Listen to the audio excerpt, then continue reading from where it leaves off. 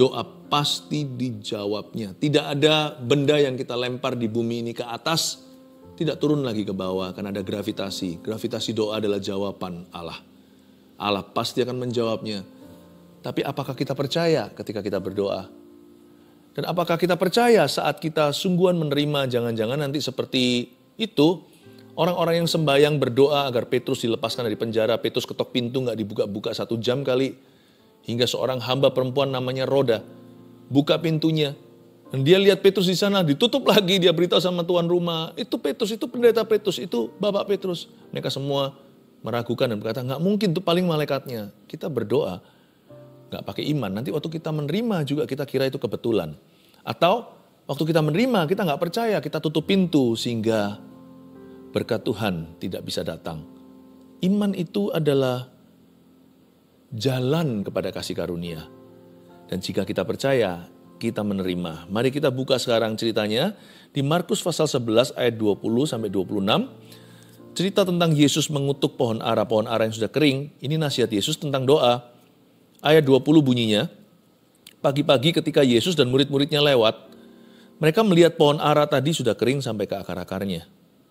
Maka teringatlah Petrus akan apa yang telah terjadi, lalu ia berkata kepada Yesus, Rabi, lihatlah pohon ara yang kau kutuk itu sudah kering. Yesus menjawab mereka, percayalah kepada Allah. Aku berkata kepadamu, sesungguhnya barang siapa berkata kepada gunung ini, beranjaklah dan tercampaklah ke dalam laut, asal tidak bimbang hatinya tapi percaya bahwa apa yang dikatakannya itu akan terjadi, maka hal itu akan terjadi baginya. Karena itu aku berkata kepadamu, apa saja yang kamu minta dan doakan, percayalah bahwa kamu telah menerimanya, maka hal itu akan diberikan kepadamu. Dan jika kamu berdiri untuk berdoa, ampunilah dahulu sekiranya ada barang sesuatu dalam hatimu terhadap seseorang, supaya juga Bapamu yang di sorga mengampuni kesalahan-kesalahanmu. Tetapi jika kamu tidak mengampuni, maka Bapamu yang di sorga juga tidak akan mengampuni kesalahan-kesalahanmu. Kenapa saya kasih judul jika kita percaya kita menerima? Sebenarnya kita menerima itu saat percaya, bukan ketika mujizat terjadi, ya kan? Manusia itu lebih cenderung imannya itu lihat dulu baru percaya. Tapi dalam dunia Tuhan itu beda. Kita harus percaya dulu baru melihat. Ayat 20 pagi-pagi, ketika Yesus dan murid-muridnya lewat, mereka melihat pohon ara tadi sudah kering sampai ke akar-akarnya. Ada cerita sebelumnya, Yesus mengutuk pohon ara karena tidak mendapat buah. Sebenarnya Tuhan hendak memberikan pelajaran doa bagi murid-muridnya. Lalu besok paginya nih, ini kemarin terjadi. Lalu pagi hari Yesus jalan lewat situ sama murid-muridnya. Maka teringatlah Petrus ayat 21. Teringatlah ia akan apa yang telah terjadi, lalu ia berkata kepada Yesus, Rabi artinya guru, guru. Wah, suaranya tonasi tinggi, karena Petrus terpukau sekali. Guru, lihatlah.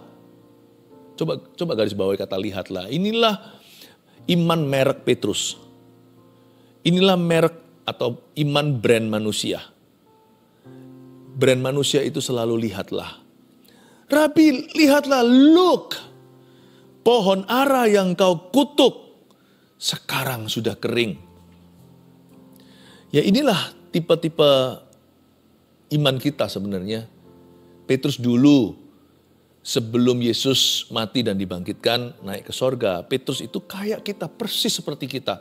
Kekanak-kanakan iman. Nantinya lihat waktu Petrus setelah pencurahan Roh Kudus, dia jalan ke gerbang indah, di depan ada seorang pengemis, minta-minta, dia lumpuh. Petrus berkata, emas perak tidak kupunya. Dia punya sesuatu yang tidak kelihatan mata. Apa yang kumiliki kuberikan padamu, bangkit dan berjalanlah. Orangnya nggak langsung berdiri. Orang-orang membantu dia waktu dia berdiri di atas kakinya. Dan ketika dia mulai ditegakkan, tiba-tiba pergelangan kakinya kuat dan dia menari-nari mengikuti Petrus masuk ke bait suci. Tak lama kemudian, ribuan orang bertobat. Mendengar kesaksian orang ini, karena mereka melihat mujizat. Petrus sebelum gerbang indah itu, persis seperti kita. Jadi kita punya pengharapan dong. Kalau Petrus pernah jadi kayak kita, berarti kita bisa menjadi seperti Petrus suatu hari nanti. Salah satunya adalah lewat saat teduh bersama, di mana kita dilatih beriman dan diajari. Kalau Petrus dulu pernah seperti kita, seperti Anda dan saya, kekanak-kanakan imannya, kita pun bisa dewasa iman seperti Petrus di gerbang indah. Yesus menjawab mereka, percayalah kepada Allah. Loh, apa hubungannya ya kan? Rabi, lihatlah pohon ara yang kau kutuk itu sudah kering. Yesus kan bisa aja menjawab singkat, iya. Tapi Yesus tidak mau. Yesus menjawab mereka, loh, percayalah kepada Allah. Seperti sebuah teguran. Yesus berkata seperti ini kalau bahasa Inggrisnya ya. Seperti misalkan, loh, lihat pohon ara yang kau kutuk sudah kering. Sudah kering sampai ke akar-akarnya. Ya iyalah. Kalau bahasa Inggrisnya, duh gitu ya. Seperti, ya jelaslah. Nggak ada yang heran. Bukankah sudah kukatakan. Jadi bagi Yesus, pohon ara itu sudah kering waktu Yesus mengatakannya. Bagi Petrus, waktu dia melihatnya. Nah, ini perbedaan waktu kapan kita menerima. Bagi Yesus ajarkan kita pelajaran tentang berdoa, yaitu lewat mengutuk pohon ara. Yesus hendak mengajarkan, mengimpartasikan bahwa mujizat itu sudah diterima sebelum mujizat terjadi. Dan saat kita percaya, itu sudah ada dikandung dalam iman kita. Meskipun belum kelihatan nampak mata, belum kita alami, itu sudah didepositokan oleh Tuhan di dalam jiwa kita. Kalau kita percaya, sudah pasti cepat lambat mujizat itu akan didapat. Rabi, lihatlah pohon ara yang kau kutuk itu sudah kering. Yesus menjawab mereka, ya iyalah. Malah ditambah, percayalah kepada Allah. Kenapa kamu ragu sih? Kenapa kamu tidak berseru seperti ini waktu aku mengutuki pohon ara itu? Harusnya kau berkata, wow, Tuhan Yesus, pohon ara ini pasti akan kering. Tapi waktu Yesus mengutukinya, mereka diam aja. Mereka lebih wait and see. Sungguhankah apa benar akan terjadi? Lalu keesokan hari, kejadian sungguhan dan mereka berkata, wow. Yesus berkata, no wow. Gak ada yang perlu diwawkan.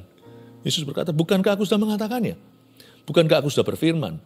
Saat aku berfirman, itu sudah terjadi jikalau engkau mempercayainya. Karena akulah firman Allah, Yesus adalah firman hidup. Waktu kita baca Alkitab, merenungkan firman atau mendengarkan khotbah seperti ini, kalau kita dapat sesuatu, kita percaya dan yakin di hati, kita sudah menerimanya. Yesus berkata, ya iyalah, percaya dong sama Allah lain kali. Percayalah juga kepada aku, kata Tuhan Yesus. Aku berkata kepadamu, ayat 23, sesungguhnya barang siapa berkata kepada gunung ini, beranjaklah dan tercampaklah ke laut, asal tidak bimbang hatinya tapi percaya bahwa apa yang dikatakannya itu akan terjadi, maka hal itu akan terjadi baginya. Kembali ayat 23. Aku berkata kepadamu, kata Yesus, sesungguhnya barang siapa berkata kepada gunung ini, tunggu dulu, berkata kepada gunung, jadi kita yang beriman harus memberi instruksi, doa itu harus jelas. Makanya saya itu suka sekali kalau lagi memuji menyembah ya. Sebelum saya naikkan permohonan itu selalu ada satu titik. Saya betul-betul membangun manusia roh saya. Saya membangun diri sendiri dengan berbahasa roh. Membangun diri sendiri di atas dasar iman yang paling suci. Saya suka sekali berdoa di dalam Roh Kudus. Menyembah dalam roh. Berdoa dalam bahasa lidah. Karena waktu saya lakukan itu, saya mendoakan sesuatu yang saya nggak tahu. Saya mendoakan sesuatu yang di luar nalar pikiran saya, nggak mungkin masuk ke akal hari ini.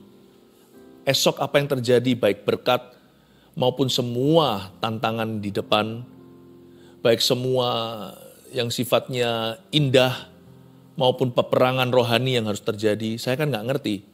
Saya berbahasa lidah itu mempersiapkan diri, bangun manusia roh saya, dan lewat bahasa roh saya bangun diri sendiri di atas dasar imanku yang paling suci. Iman saya dipersiapkan untuk menghadapi whatever atau apa saja. Dan semakin kuatkan iman saya waktu saya berbahasa lidah, saya semakin merasa di dalam hati saya ini gampang untuk percaya. Waktu buka Alkitab pun ayat-ayat itu bisa dapat pengertian baru tanpa keluar dari konteksnya. Saya mendapatkan kedalaman-kedalaman suara Tuhan dalam hidup saya. Lalu biasanya setelah saya membaca firman, baca Alkitab, isi peluru sehingga akal budiku ini tidak hampa, tapi diisi dengan janji-janji. Terakhir menutup saat teduh saya secara pribadi nih, mirip dengan saat teduh bersama.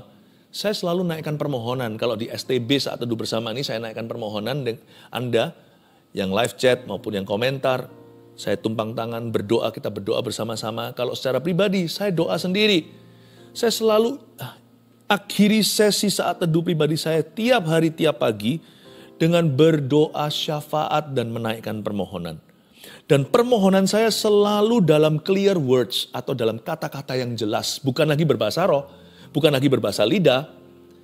Setelah itu, setelah firman Allah, saya terakhirnya mesti selipkan 1-2 permohonan atau 3-4. Tergantung hari itu kebutuhan saya dan kebutuhan orang lain yang saya rasakan. Saya naikkan permohonan. With clear words, berkatalah kepada gunung ini. Jangan berbahasa lidah kepadanya. Jangan berbahasa roh terhadapnya. Gunung gak ngerti. Hanya Bapa yang tahu apa yang roh doakan. Roma 8. Tapi kalau kita mau melihat sesuatu yang gampang di follow up.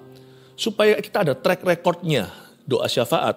Kita mesti ucapkan kata-kata atau kalimat yang jelas. Clear words. Kalau orang Indonesia ya bicara dalam bahasa Indonesia. Orang Inggris ya bicara dalam bahasa Inggris. Orang Chinese bicara dalam bahasa Chinese. Bahasa yang bisa dimengerti. Yang bisa ada tanda terimanya gitu loh. Kalau kita itu bawa paket doa kita ke Tuhan. Clear words, prayer should be instructive. Doa itu harus jelas instruksinya. Instruksi kepada gunung ini apa? Coba lihat. Aku berkata kepadamu ayat 23, sesungguhnya barang siapa berkata kepada gunung ini. Lihat ya, jelas loh. Beranjaklah, itu berarti cabut. Dan tercampaklah, itu berarti cebur. Ke dalam laut. Jelaskan instruksinya. Itulah sebabnya doa tidak boleh abu-abu. Bahasa roh itu fungsinya beda dengan kalau kita berdoa syafaat mohon. Meskipun dalam bahasa lidah saya doakan mungkin multiple. Mungkin saya doakan itu beraneka ragam doa. Karena Roma 8 katakan Roh Kuduslah yang berdoa melalui kita untuk orang-orang kudus termasuk kita sendiri. Tapi nanti pada waktu permohonan jangan banyak-banyak. Beberapa dalam prayer list atau daftar doa yang Anda panjatkan supaya dapat di follow up. Supaya Anda bisa lihat penggenapan-penggenapannya itu kapan terjadi. Jikalau ada tanda-tanda ke sana atau nggak ada tanda-tanda sama sekali tiba-tiba mujizat terjadi. Anda bisa kasih tik atau cawang. Anda bisa kasih tanda yang ini sudah digenapi, yang ini belum. Yang ini sudah setengah jalan, yang ini progresif, yang ini mujizat instan, yang ini pelan-pelan tiap langkah.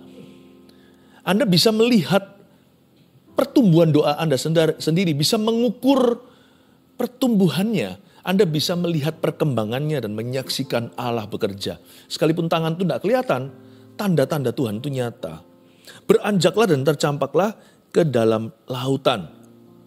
Jadi kita bisa memberikan instruksi yang jelas. Indah kan kalau seperti itu. Biasakan diri kita itu punya clarity atau kejelasan saat berdoa. Lalu apa yang terjadi di sini?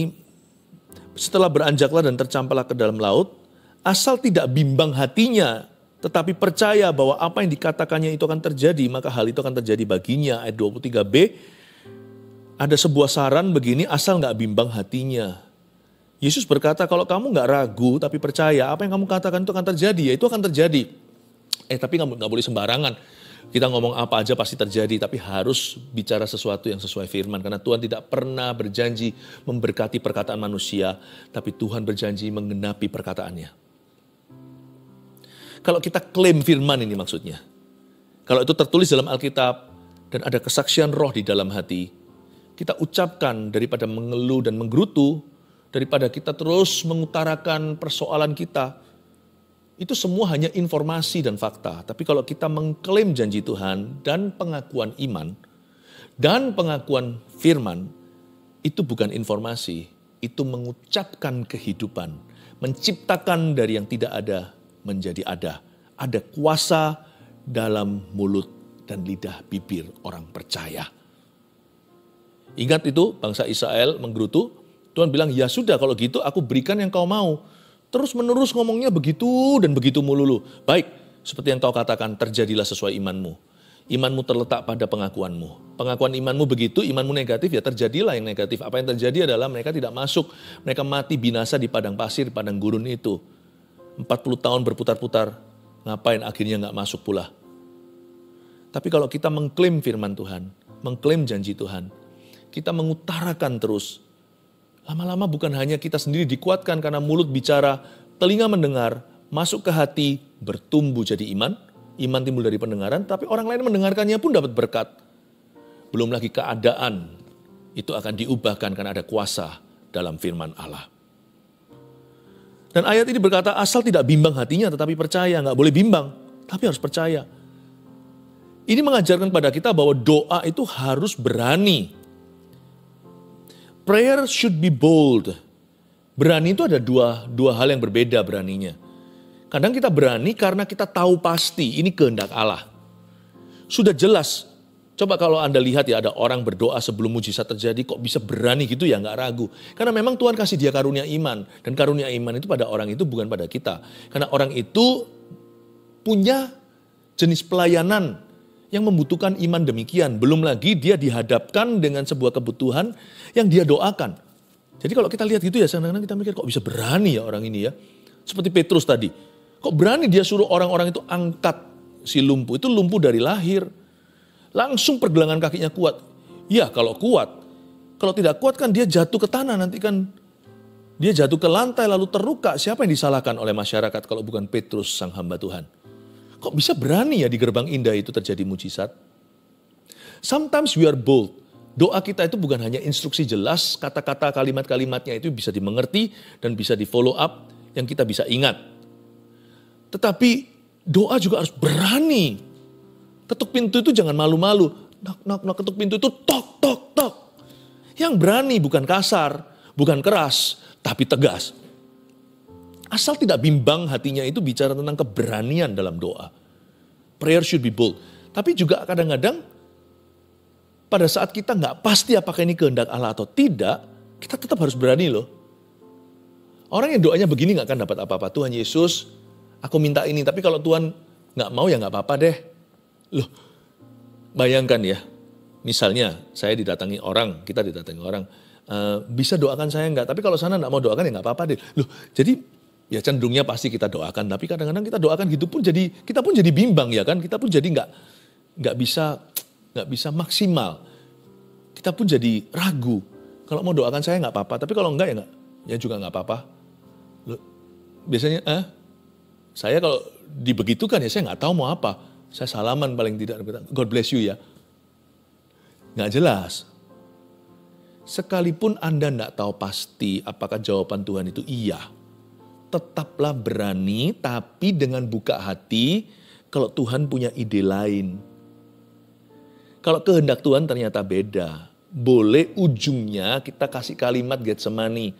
Namun bukan kehendakku yang jadi, melainkan kehendakmu terjadilah. Boleh. Tapi kalau minta ya minta, lurus satu jalan, jangan pelin-pelan. Jangan bilang kalau aku minta ini ya Tuhan, asal kita tahu di hati bahwa permintaan kita bukan dosa. Mintalah dengan berani, tapi terakhirnya kalau kita sendiri nggak yakin nih, meskipun kita nggak melanggar firman, tapi kita nggak tahu apakah Tuhan akan menjawab, ya bisa dibubuhkan terakhirnya, biarkan kehendak Tuhan yang jadi bukan kehendakku. Aku percaya kepadamu dalam nama Yesus, ku alaskan doaku atau ku panjatkan doa saya. Amin. Nggak apa-apa, tapi jangan pelin-pelannya gini. Tuhan aku minta ini. Tapi kalau nggak boleh, nggak usah, nggak apa-apa Tuhan. Nggak usah ditentukan usah atau nggak usah. Minta saja titik. Kemudian itu bubuhkan tanda tangan terakhirmu bukan kehendakku Tuhan. Ujungnya kehendakmu yang jadi. I love you. Dalam nama Yesus, amin. Ya, kalau minta ya minta. Jangan minta atau enggak. Mendingan nggak usah minta sekalian. Kalau nggak minta ya ngapain doakan itu. Memuji menyembah aja, nggak usah minta. Tapi kalau kita minta ya minta. Berarti dari sini asal tidak bimbang hatinya itu berarti kita mesti berani. Tapi kalau kita lihat orang-orang yang punya karunia iman tertentu di saat-saat kondisi tertentu, situasi tertentu, kok bisa punya keberanian gitu ya. Tuhan itu menyertakan, bukan hanya pada rasulnya. Pada setiap orang percaya dalam kondisi yang hidup yang berbeda-beda, Tuhan menyertakan iman unik sendiri-sendiri. Dan waktu itu orang itu tahu ini jadi kehendak Tuhan meskipun dia tidak dapat bukti.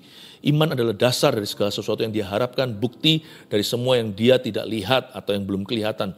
Dia punya keberanian. Bahkan gak ada dibubuhkan bukan kehendakku tapi kehendakmu yang jadi. Wong dia sudah tahu kok itu kehendak Tuhan yang sempurna dalam hidupnya. Kalau itu sudah jadi kesaksian roh, ini kehendak Allah, bukan hanya Alkitabiah. Tapi dia tahu ini adalah untuk dirinya. Berkat ini nggak mungkin luput. Bukan hanya dia tahu ini tidak melanggar firman, dia tahu firman ini untuk dirinya. Wow, yang kayak gitu.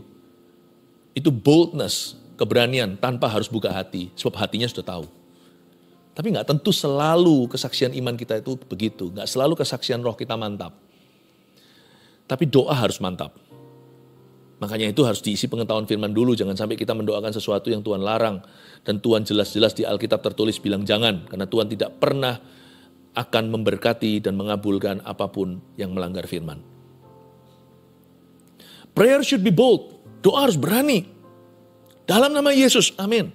Asal tidak bimbang hati, itu akan terjadi. Karena itu aku berkata kepadamu, apa saja yang kamu minta dan doakan, ayat 24. Percayalah bahwa kamu telah menerimanya. Luar biasa kan? Waktu kita doa, kita sudah disuruh percaya kalau kita menerimanya. Bukan saat kita menerima sungguhan.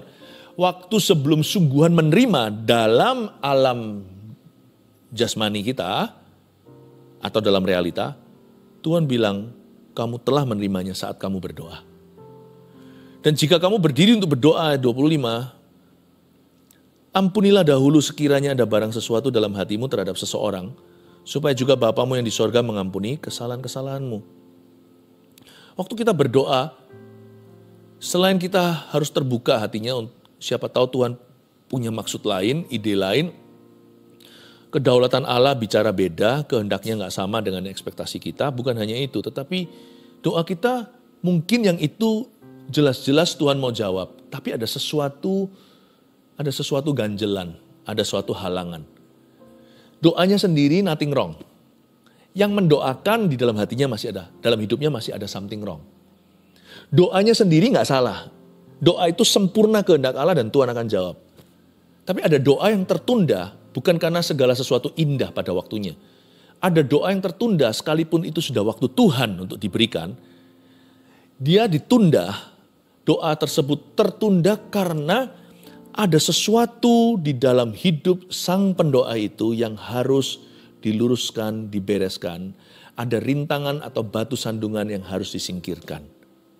Disinilah masuk yang namanya koreksi ilahi.